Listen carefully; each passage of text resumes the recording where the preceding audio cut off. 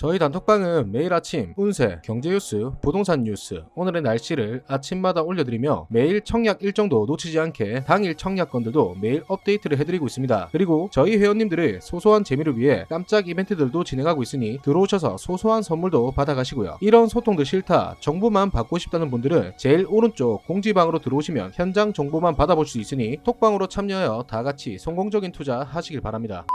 안녕하세요, 황장군입니다. 오늘은 현장 정보가 아닌 수익형 부동산에 대해 알아보겠습니다. 최근 각종 규제가 심해지며 아파트 대체 수요로 새로운 투자처를 찾는 투자자분들에게 관심받고 있는 상품인 생활형 숙박시설과 오피스텔에 대해 설명드리겠습니다. 처음으로 생활형 숙박시설이란 흔히 호텔로 알고 계시는 분들이 많은데, 호텔은 수익 지분만 받을 수 있지만 생활형 숙박시설은 호텔과 다르게 개인 구분 등기가 가능하며 취사시설을 갖춘 숙박시설입니다. 두 번째, 오피스텔이란 건축법상으로는 업무시설로 분류되어 있어 사무실과 주거의 기능을 겸한 건물로 사무실로 이용하는 것이 원칙이나 주거용으로도 많이 사용합니다. 사업자 등록에 따라 업무용 오피스텔, 주거용 오피스텔로 구분이 됩니다. 생활형 숙박시설과 오피스텔 청약 시 임대사업자에 대한 얘기를 많이 들어보셨을 텐데, 이 부분에 대해 이해하기 쉽게 설명 도와드리겠습니다. 임대사업자는 일반 임대사업자와 주택 임대사업자 두 가지로 나뉩니다. 생활형 숙박시설의 경우 일반 임대사업자만 등록이 가능하고, 오피스텔의 경우 일반 임대사업자와 주택 임대사업자 둘 중 하나를 선택하셔서 등록하실 수 있습니다. 사업자에 따라 세금 혜택과 주택수 포함 여부가 다르니 상세 설명 도와드리겠습니다. 우선 세금 혜택 부분입니다. 일반 임대사업자는 최초 분양자만 받을 수 있는 사업자로 계약 후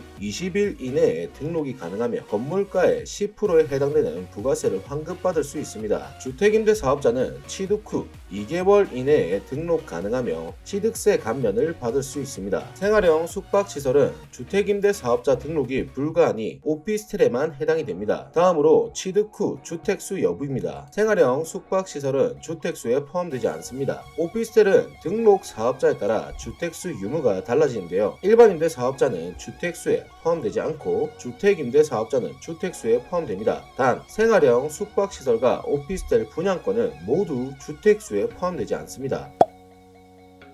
여기서 많은 분들이 생활형 숙박시설과 오피스텔 분양권을 들고 있거나 이미 취득한 상태일 때 무주택 아파트 청약이 가능한지에 대해 궁금해 하시는데요. 간단합니다. 주택 청약 시 생활형 숙박시설 오피스텔은 주택으로 보지 않기 때문에 무주택 조건으로 청약 가능합니다. 취득세 부분도 확인해 보겠습니다. 오피스텔은 업무용 건물이기 때문에 취득세가 4.6% 고정입니다. 아파트 한 채, 오피스텔 한 채 취득하더라도 취득하는 순서에 따라 취득세가 달라질 수 있습니다. 먼저 아파트를 취득하고 난 뒤 오피스텔을 취득하게 되는 경우에는 2주택자로 취득세가 8%로 추가되는 것이 아닌 기존 오피스텔의 취득세인 4.6%입니다. 반대로는 오피스텔을 취득 후 아파트를 취득하는 경우입니다. 첫 번째 오피스텔을 취득하게 되면 4.6%이고 그 뒤에 아파트를 취득하게 되면 2주택자로 취득세가 중과되어 8%가 적용이 됩니다. 그래서 오피스텔을 구매할 때에는 주택을 먼저 구매 후 오피스텔을 구매하는 것이 취득세 면에서는 유리합니다.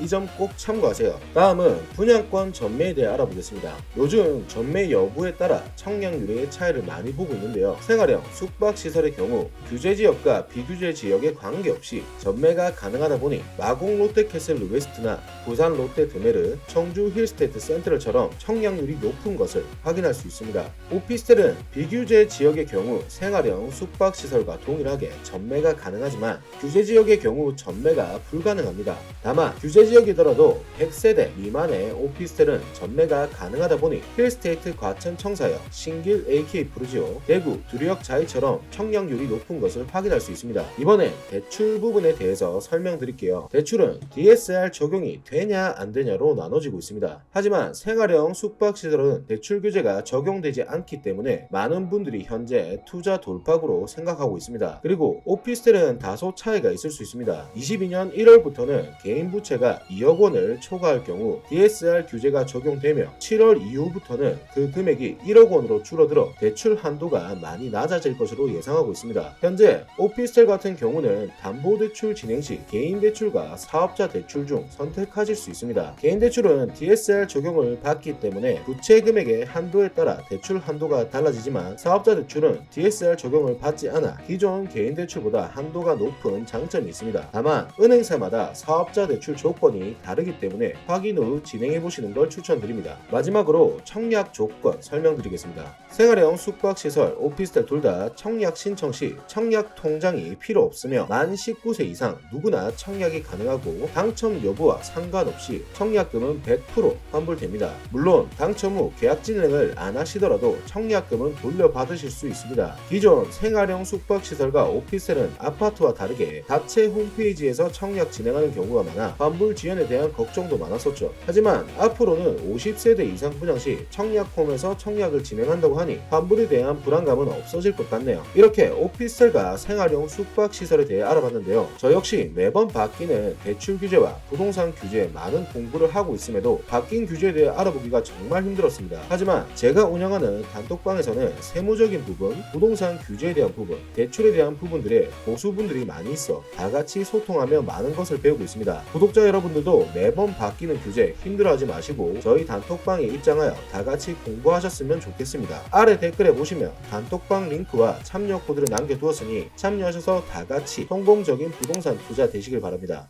감사합니다.